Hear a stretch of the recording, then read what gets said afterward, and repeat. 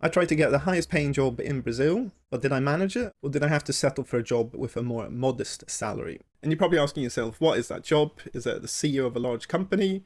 A lawyer of a top law firm? An actor maybe? And actually it's none of those. The highest paid profession in Brazil are the owners of notary offices. And in Portuguese these are called cartórios or tabelionatos.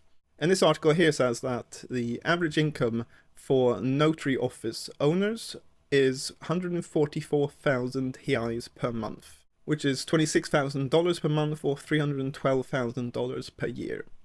But then you have this other article which says that some notary office owners, they can earn up to 580,000 reais per month, which is $108,000 per month or $1.2 million per year. So now we're talking about some serious money here. And I was really shocked by this because in Sweden you don't really have notary offices. I mean, I never used a notary office in Sweden. I only started using them when I came here to Brazil, because in Sweden you don't really need to authenticate birth certificates, marriage certificates. So if anyone needs a copy of a certificate or something, then they go online on this website and they look at the original. And then when you need to sign contracts and stuff, again, you don't need to go to a notary office to authenticate your signature. You can just get like an accountant or a lawyer or something to witness you signing it, and they just sign saying, oh, I witnessed that he actually signed this. So as a result of that, I never went to a notary office in Sweden. But then when I moved to Brazil, then I started going to notary offices constantly, especially just after moving to Brazil. So I would say kind of the first year or so, I was going to notary offices at least once a month, because to get your visa, ID card, tax ID, driving license, buying a house, buying a car, God knows what else you need to go to a notary office. And sometimes the fees aren't very big. I mean, it's maybe like $10, $10, $20.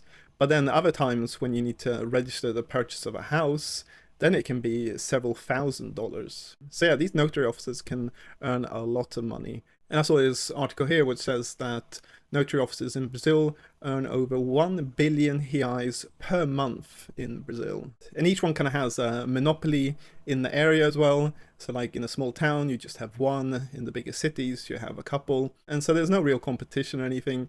So people are kind of just forced to go to the one nearest them and pay the fees that they ask. And the notary office owners, they don't get paid a fixed salary. They receive the profits of the notary office. So basically the net of all the fees they charge, less cost of salaries, rent, and other expenses. So when I read this, I thought, that sounds like a great job. Just check a few signatures, check a few contracts, and get paid over $1 million per year. So I decided, I think I want to do this. I'm going to apply for this job. But before I could start applying, I needed to update my CV because I haven't worked now for quite a while.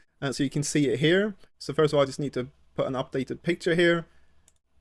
So I think they'll appreciate me putting a photo of me drinking some Shima Home. Hopefully I'll get some brownie points for that. Oh, then I need to update the languages as well, so I need to put that fluent in Brazilian Portuguese. But I'm going to put that fluent apart from the really complicated grammar rules, because Brazilian Portuguese has got some grammar which is super complicated, and you don't really use it when you speak as well, so I just haven't had the motivation to learn it. And then also accents above certain letters in words as well. Again, I just haven't had the time or the motivation to learn that. So apart from those two things, I think I can call myself fluent in Portuguese. And then let's see what else we need to update. And also my work experience as well. So let's see here. So 2015 to 2023, I had a long career break, I guess you could call it, stroke investing. And then at the end of 2023, I started my YouTube channel. So I'm going to put CEO of the world's second largest YouTube channel about a Swede living in Brazil. And it has to be the second largest because there's another YouTuber called Swedish Gringo who's significantly larger than me. I think he's got over 50,000 subscribers, and he's Swedish and he does videos about his life in Brazil. So if you haven't checked him out, I recommend you do. He does some really good videos as well. Okay, so now I think my CV is looking good. So now I think I can apply for this job. And to begin with, I thought I'd go with my CV to a notary office and chat to them about any vacancies and see if I can apply for this job. But unfortunately, that didn't work out very well. Apparently, I need to do something called concurso público, which means taking some government exams. And those people that perform best in those exams, they are offered jobs in cartórios. And actually these government exams apply to a lot of public workers. So if you want to work as a policeman, a doctor, if you want to work for the local government as well, or for the government banks, and many other government organizations, you need to take some tests. And obviously these tests vary depending on what kind of job you're applying for. And yeah, I found this very strange because you don't have this again in Sweden. In Sweden, you go to university and you do a bachelor course, maybe a master's. And then if you want to work for the government, you apply for jobs in the government, you have interviews, and maybe a simple aptitude test or something, but nothing as big and complicated as these exams that they have here in Brazil. So then if we look in a bit more detail at the exams that you need to do to work for a cartório. So at the top here, they show the test that you have to do. So you need to do an objective test first, and then a written and practical test, then an oral exam, and then evaluation of qualifications. You basically need to do 3 exams to work in a notary office. And then below that, they show you the areas that they're going to test you on. So they're going to test you on public records, and then various different areas of law. So you've got constitutional law, tax law, civil law, criminal law, and at the bottom also general knowledge and Portuguese language. And apparently the Portuguese language test can be super difficult, and they test you on some really difficult grammar, so I might be a bit screwed there. So yeah, these exams are going to be a challenge, that's for sure. And people apparently study for years in order to pass these exams. But that's not the only challenge. There are other requirements as well to own a notary office. So first of all, you need to be Brazilian. So I assume if I apply for a Brazilian passport, hopefully that should tick that one off. But you need to be up to date with electoral and military obligations. Well, I haven't got my Brazilian passport yet, so I haven't been able to vote up to now. And no, I didn't do any military service in Brazil, so I'm not sure if I passed that one. Then I need to hold a bachelor's degree in law. So yeah, part of my bachelor's degree was law, not all of it though. So that could be a challenge as well. You need to have practiced law for a certain period of time. Okay, no, I haven't done that one. And a certificate stating the absence of criminal or civil records. Okay, so that one's okay. So yeah, getting this job might be a bit of a challenge for me. Now, being serious for a moment, I just did this video to kind of show foreigners what the job market is like here in Brazil. So you can earn pretty well working for the Brazilian government here in Brazil, but not in all government jobs. But in certain ones, so like owner of a notary office, working as a judge, working for some big government banks, and or working for the IRS, Inland Revenue, which they call Receita Federal, some of these jobs can pay really well. But for most of these, you need to go through a concurso público, so you need to pass these exams, which can be a challenge. But if you do pass it, then a lot of people say you can have a really good career with good job security. But in the private sector, again, you can earn really well if you work for big corporations as a director. But they say that job security isn't as good. And if you work lower down in the corporate ladder, then salaries in general aren't as good as the equivalent job working for the government. So let's have a look at a couple of salaries in the private sector just to see how much people earn. So if you look at a lawyer, for example, so apparently the average wage is 3,000 to 6,000 reais per month, which is between $500 and $1,000 per month.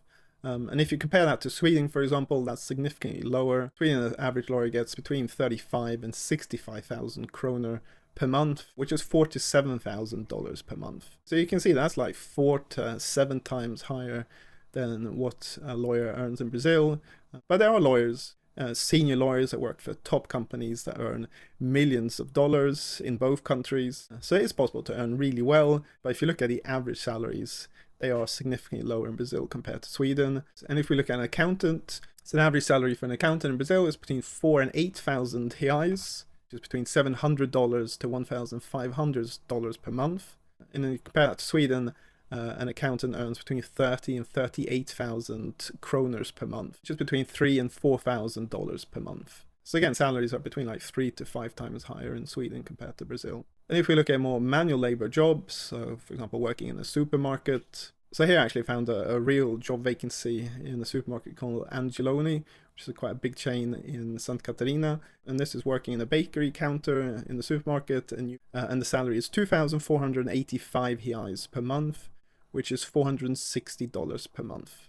And if you compare it to Sweden, the entry salary for a supermarket worker is about 247,000 kroner per year, which is $25,000 per year. So that is 4 times higher. And then if we just look at working McDonald's, for example, so here I found a real job vacancy as well at McDonald's. So just working in the restaurant, the salary is 1,518 reais per month, which is $280 per month. So that is actually the minimum salary in Brazil. So I did a video a few months ago about minimum salary, and I tried to live on a minimum salary for a month, which was super tough. And that is 1,518 reais per month. Back to Sweden, so a McDonald's worker in Sweden earns about 210,000 kroner per year, which is $22,000 per year. So about 5 to 6 times higher in Sweden. So yeah, there's no big surprise that salaries are higher in Sweden compared to Brazil, but I'm a bit surprised that it's like 5 to 6 times higher, because like I said in previous videos, the cost of living in Brazil isn't 5 to 6 times lower. So it's a real challenge for Brazilian workers to be able to survive on these low salaries, that's for sure. So I hope you like this video. Please leave a like, subscribe, and a comment down below. So thanks for watching. Until next time.